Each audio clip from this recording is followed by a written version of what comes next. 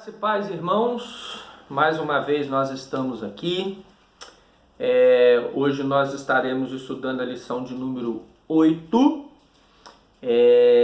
O nosso versículo base do nosso estudo se encontra no livro de Jonas, capítulo 4, verso 3. E eu aconselho aos irmãos que puderem e tiverem a oportunidade para que possam fazer a leitura de todo o livro de Jonas. O livro de Jonas é um livro pequeno, 4 capítulos, com capítulos pequenos, ótima leitura. Recomendo a leitura para os irmãos, que os irmãos façam uma leitura bem dinâmica durante esta semana. Pois bem, o texto diz assim: Ó Senhor, agora tira-me a vida, pois para mim morrer é melhor que viver. Então, nós temos trabalhado sobre a questão da ansiedade, depressão, e hoje nós estaremos usando as experiências, ou a experiência de Jó em relação ao ódio, em relação àquilo que ele teve na sua vida e que acabou tirando dele a sensibilidade. O ódio tem essa peculiaridade, esse problema, esse perigo que acomete a todo aquele que deixa que o ódio penetre em seu coração e na sua vida. A história, Deus manda Jonas para a cidade chamada Nínive, capital do Império Assírio, uma cidade grande em tamanho, poder e também em pecados. Nínive, além de grande e poderosa financeiramente, era também uma cidade que tinha muitos pecados, Era uma cidade muito pecaminosa dentro desse contexto, Deus mandou que Jonas fosse pregar a Nínive a destruição iminente daquela cidade, caso eles não arrependessem, E aqui está o X da questão em relação a esse sentimento que Jonas mantinha no seu coração. Então Jonas, desobedecendo a ordem do Senhor, ele embarca num navio para Tarsis, hoje sul da Espanha, só para os irmãos se localizarem melhor em relação ao mapa, longe daquilo que Deus havia dado de orientação, daquilo que Deus havia dado de direção a ele, Então ele desobedece, ao invés de ir para Nínive pregar a destruição da cidade, um arrependimento para o povo, ele pega o navio, vai para Tarsis em sinal de desobediência. Em meio a essa viagem de avião em alto mar, acontece uma grande tempestade, o navio estava... Avião não, naquele época não tinha avião. O navio estava por se despedaçar, eles começam a jogar as coisas fora, lançando as coisas fora, lançando sorte para ver se descobrir o motivo, a causa daquela tempestade, do que estava trazendo a ira de Deus sobre eles, sobre aquele contexto, e acabando que quando eles começam a lançar sorte, ela cai sobre Jonas, e aí ele entende e todos ali entenderam que eles estavam passando por aquilo ali devido à situação de Jonas, a sua desobediência. Então Jonas pede que eles os lançassem ao mar, e eles o lançam ao mar, mesmo que contra um pouco a vontade dos marinheiros, mas eles lançam ele ao mar, e aí o grande peixe aproxima-se e engole Jonas, e fica ali na barriga do peixe Jonas por um período. E de lá, diante daquela dor, daquele sofrimento, daquela angústia, imagine bem você, sujeito dentro de uma barriga de um peixe, durante dias e noites, vivendo ali. Ele ora, Deus ouve o seu clamor, ouve a sua oração, ele arrepende dos seus pecados e ali daquilo que ele havia feito. E Deus o ouve e aí ordena que o peixe vomite Jonas na beira da praia. Em qual lugar? Na cidade de Nínive. Por quê? Por que que Deus manda que o peixe vomitasse Jonas na beira da praia? logo na cidade de Nínive, porque os planos de Deus não podem ser frustrados. E isso nós precisamos entender, compreender, que os planos de Deus jamais podem ser frustrados. Mesmo que o homem não queira, Deus tira um, põe outro, faz com que as coisas aconteçam, porque os seus planos eles vão se concretizar. E a partir deste contexto, dessa história, dessa situação que se dá esse momento de angústia, de dor, de ódio, esse momento depressivo da vida de Jonas, por causa de uma ira não resolvida. E isso é muito perigoso. O problema de Jonas é que ele guardava em seu coração um ódio contra a cidade de Nínive. Ele torcia para que Deus pudesse literalmente matar e mandar todas aquelas pessoas para o inferno. Para vocês terem uma ideia, os ninivitas eram muito cruéis na sua forma de lidar quando capturavam outra nação ou outro povo, né? E isso provavelmente Jonas perde muitos de seus parentes, de seus conhecidos em relação a essa agressividade, a esse momento a essa forma muito cruel que os ninivitas tinham, né? Nós já falamos, Nínive era a capital do Império Assírio. Nínive representava o paradigma, além de uma cidade muito grande, muito populosa, representava também e caracterizava um paradigma do mal, né? A cidade contava com aproximadamente 120 mil pessoas, está lá no verso de número 11, né? Se você for olhar. E não teria eu compaixão da grande cidade de Nínive, onde há mais de 120 mil pessoas. Então nós podemos mais ou menos assim calcular a quantidade de pessoas que existiam ali, né? Então Jonas por si só olhava e não achava que aquele povo seria digno da palavra do Senhor, seria digno da graça e da misericórdia do Senhor. Eles não seriam dignos de arrependimento, na visão de Jonas, né? E aí ele no seu coração mantinha isso, né? E aí Naum, só para vocês terem ideia, Naum capítulo 3, verso 1 diz: ai da cidade sanguinária, toda cheia de mentiras, de roubo, e que não solta a sua presa. É aquilo que eu disse, eles eram muito cruéis contra aqueles que eles capturavam, né? Elas retratam perfeitamente o que essa cidade foi duramente durante toda a história da sua existência, né? Houve uma geração, até chegar a essa geração que se arrependeu dos seus pecados e que se converteu dos seus maus caminhos, e Deus pôde trabalhar e tratar na vida daquela cidade, né? Daquelas pessoas que ali estavam. E ao contrário do que poderíamos imaginar, essa conversão em massa deu numa cidade conhecida, né? De todo mundo. Então, em vez dessa conversão, desse arrependimento, dessa mudança trazer ao coração do profeta, ao coração de Jonas, uma alegria, trouxe uma profunda tristeza. Uma profunda tristeza devido ao que Jonas pensava. Porque Jonas tinha um plano, um desejo, que todos morressem e fossem para o inferno. Deus tinha um plano e um outro desejo, que todos se arrependessem e tivesse a oportunidade de salvação. Aqui nós conseguimos compreender que o problema de Jonas ia muito mais além do que nós poderíamos imaginar. Então o problema dele era realmente em relação a isso, né? Por quê? Porque na realidade, se a gente for perceber e for olhar, e aí nós entramos no segundo ponto, Jonas não concordou com aquilo que Deus fez. Você já não, em algum momento da vida, não concordou com aquilo que Deus fez? com algo que aconteceu e você não concordou, e de repente Deus chama esse homem para ser um profeta, para ser um missionário, para falar do amor de Deus.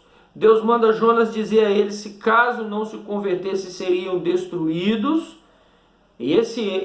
Foi isso que Deus mandou que Jonas falasse, foi isso que Deus mandou que Jonas fizesse. E aí, mesmo não concordando, mesmo não querendo, não gostando, Jonas foi, Jonas pregou. A cidade, para poder andar pela cidade, a pessoa gastaria no mínimo uns 3 dias. Jonas fez todo esse percurso em um dia. Em um dia Jonas fez esse percurso. Imagine bem a mensagem de Jonas. Eu imagino Jonas passando pelas ruas e gritando: olha, convertam os seus pecados, arrependam-se, senão vocês vão morrer. E isso, aquilo, dentro desse contexto todo, né? Em que Jonas leva, ele levou apenas um dia para poder pregar essa mensagem dura, curta e objetiva. O povo foi extremamente tocado. E aí, pela mensagem de Jonas? Não, pela palavra de Deus. E aí, uma coisa que a gente precisa entender: Deus usa quem Ele quer, menino, homem ou mulher. Ele usou um homem, um profeta que desobedeceu, um profeta que não concordava com a vontade dele, um profeta que pregou uma mensagem que não é o que estava no seu coração, não era aquilo que ele desejava, não era aquilo que ele queria, e o povo se converteu. A palavra de Deus, ela se cumpre, irmãos. Ela é viva, eficaz e penetra no mais profundo da alma do homem. E ela é apta para fazer o homem discernir as intenções do seu coração. E aí esse povo se converte, e aí há uma proclamação de jejum, e ali eles vestem-se de panos de saco, e aí eles realmente mostram um profundo arrependimento, onde o próprio rei de Nínive humilha-se e arrepende-se dos seus pecados. Lá em Jonas 3, o verso de número 6, os irmãos que depois quiserem ler esse verso, os irmãos podem fazer a leitura desse texto. No entanto, Jonas não havia resolvido o sentimento de ira dentro do seu coração. E esse sentimento ele se torna ainda mais, aflora ainda mais devido a essa atitude de arrependimento por parte daquelas pessoas daquela cidade, e principalmente por causa do rei daquela cidade. Jonas guardava em seu coração a ira pecaminosa. Jonas guardava um rancor muito grande no seu coração. E aí eu quero deixar uma palavra para você, querido. Não guarde raiz de amargura, não guarde rancor, não guarde coisas ruins em seu coração.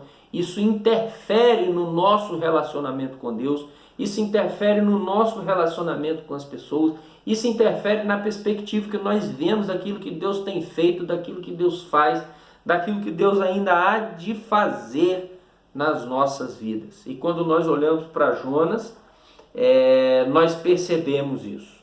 Agora, por que Jonas nutria tamanha revolta no seu coração contra Nínive? Porque teria desejado a morte daquelas pessoas, de tanta tristeza pela conversão dos ninivitas. A razão é simples: a ira de Jonas havia se transformado em ódio. A ira de Jonas havia se transformado em ódio. E aqui eu vou pontuar 2 coisas muito importantes aqui. A primeira delas é que provavelmente ele perdeu algum familiar, algum ente querido devido à dominação dos ninivitas. E eles eram muito cruéis. Segundo, a palavra do profeta, ela precisaria ter crédito. Então, quando Deus mandava o profeta dizer algo, aquilo precisava se concretizar, precisava se ser verdade, aquilo que o profeta dizia. No entanto, quando Jonas fala que a cidade toda vai ser destruída, e aí Deus manda, e quando Deus usa aquela palavra, olha, não terei eu pena da grande cidade de Nínive, onde tem mais de 120 mil pessoas, ali Jonas entendeu que como ele era um Deus amoroso, um Deus bondoso, provavelmente ele não concorda, e ali ele não concordou com aquilo que Deus falou, relatou isso a ele. Então essas duas questões são muito importantes para nós compreendermos todo este contexto, né? E reagir a algo que nos desagrada com profunda irritação não é o problema. Por quê? E é importante a gente entender isso. Às vezes nós reagimos a algo que nós não concordamos, não há problema nisso. Eu não gostar, eu não concordar com algumas coisas. O maior problema nessa questão é o que essa ira pode desencadear. Ou seja, Jonas não concordou com aquilo que Deus fez. Ponto. Ele tinha total direito de fazer isso. Mesmo eu achando que ele estava errado. Ou achando não. Tendo consciência de que ele estava errado. Mas a pessoa tem total direito disso. O problema é o que isso pode desencadear na vida do ser humano. E aí uma questão importante, que quando oramos pedindo perdão a Deus, ou mesmo quando perdoamos as pessoas, tratamos dessa ira. Ela se torna passageira, porém se não for bem tratado, o ódio acha lugar no coração e a seguir a depressão decorrente dele. Ou seja, queridos, essa questão do ódio, da raiva, do rancor precisa ser muito bem tratada nos nossos corações, no coração do ser humano, no coração do homem. Nós não podemos estabelecer e deixar que isso crie raiz de amargura. Por quê? Porque ao longo do dia, muitos de nós não resolvemos essas questões. Muitas pessoas não resolvem esses pecados e no nosso íntimo, às vezes, o homem continua nutrindo a ira, a raiva, o rancor, essa questão de explosiva, e isso acontece diariamente. E se nós não conseguimos trabalhar essas questões melhor na nossa vida, isso se torna coisas terríveis na nossa vida. Isso vai fazer com que nos sintamos difíceis e não há perspectiva até mesmo de melhora. Então, depois de um tempo, voltamos a fazer tudo novamente e ficamos assim, indo e voltando nesse vai e vem, nesse bate e volta. Por quê? Porque ora arrependemos, ora pecamos, ora agimos assim, ora agimos cá. Mas o ódio, ele precisa ser trabalhado, porque quanto mais eu deixo ele crescer, pior ele fica. Enquanto não buscarmos em Deus a cura para esse problema que insiste em habitar em nós, ficaremos presos a essa triste situação, vez após vez, voltando a nos entristecer por conta de uma ira que vai além do que deveria. Queridos, todos nós somos confrontados com questões, com situações difíceis, com problemas difíceis, que vai requerer de nós postura, atitude, uma maneira correta de agir, de pensar, de tratar e principalmente de ver o outro. Essa questão é muito importante. Nós precisamos trabalhar essa questão do ódio, do rancor dentro dos nossos corações com muito cuidado, com muito amor e com muito carinho. Pois bem, chegamos no nosso último ponto, que aí o autor ele vai trabalhar o remédio para o fim deste problema. A Bíblia nos ensina que a graça de Deus pode curar nosso coração. E é verdade. Deus pode curar toda e qualquer pessoa. Deus pode modificar todo e qualquer coração. Apenas devemos nos submeter à autoridade do Pai ou da palavra de Deus. Reconhecer que estamos em pecado e que precisamos da graça dele para nos libertar deste comportamento danoso. Ou seja, nós precisamos olhar para Deus, nós precisamos ver em Deus a solução para os nossos problemas, para as nossas dificuldades e principalmente em relação ao ódio. Só Deus pode nos libertar, só Deus pode libertar o homem das amarras que o pecado provoca.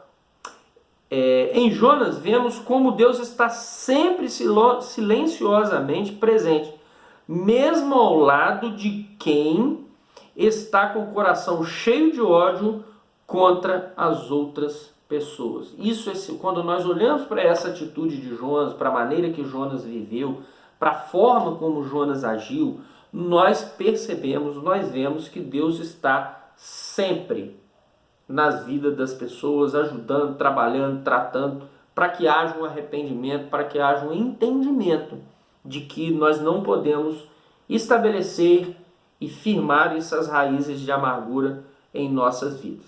Deus não se alegra nem um pouco com os nossos erros e nossos pecados. Ponto. De fato, nossos pecados criam um distanciamento, uma barreira, uma separação entre nós e Deus. Mas o livro de Jonas nos apresenta ao final um Deus pronto para socorrer. Deus não concorda com o pecado nos afasta de Deus. O salário do pecado é a morte, porém Deus, Ele está entre nós. Deus, por meio da sua graça, Ele nos abençoa, por meio da sua graça, Ele mostra que Ele está sempre pronto a nos socorrer. Ele sempre envia uma válvula de escape. Quando Jonas foi lançado ao mar, Ele enviou o quê para salvar Jonas? O peixe.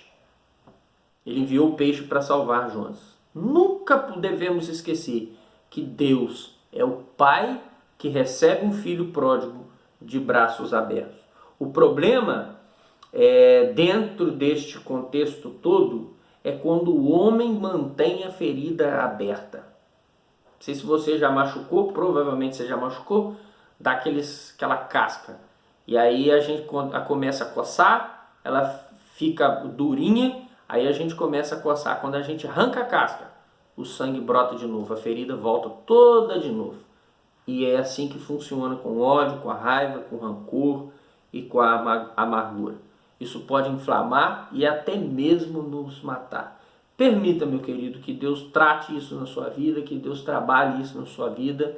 Não permita que o ódio apodere-se de você, que o ódio tome conta do seu coração. Não deixe que isso crie raiz de amargura. Eu quero concluir, já chegamos na nossa conclusão da nossa aula da EBD, da Escola Bíblica, né? Relatos de ódio que foram tratados especialmente com a ajuda de Deus e de profissionais, sempre edificam as pessoas. Se você possui alguma história assim, se não lhe for constrangedor, compartilhe com outras pessoas.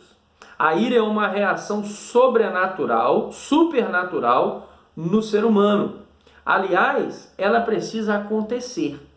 Revela o quão somos sensíveis às coisas que nos acontecem. Só precisa ser trabalhada. Agora vamos ser sinceros, né? Se Deus lhe mandasse para a terrível cidade de Nínive, você acha que teria reação igual a de Jonas ou não? É um caso a nós pensarmos, é um caso a nós refletirmos, e a minha oração é que Deus abençoe sua vida. E a orientação, não guarde raiz de amargura. Vamos orar? Agradecendo ao Senhor, Pai eterno, Pai bondoso, muito obrigado por todas as bênçãos derramadas sobre a nossa vida. Nós agradecemos porque nós chegamos, ó Deus, a mais uma aula. Não estamos, ó Deus, fisicamente juntos uns aos outros, mas nós temos a certeza que o que nos une é muito maior do que um espaço físico. Nós cremos, ó Deus, na ação do Espírito Santo sobre as nossas vidas. E eu clamo pelos nossos alunos da Escola Bíblica, que Deus guarde, proteja e direcione a vida de cada um deles, no nome de Jesus. Amém. Que Deus nos abençoe.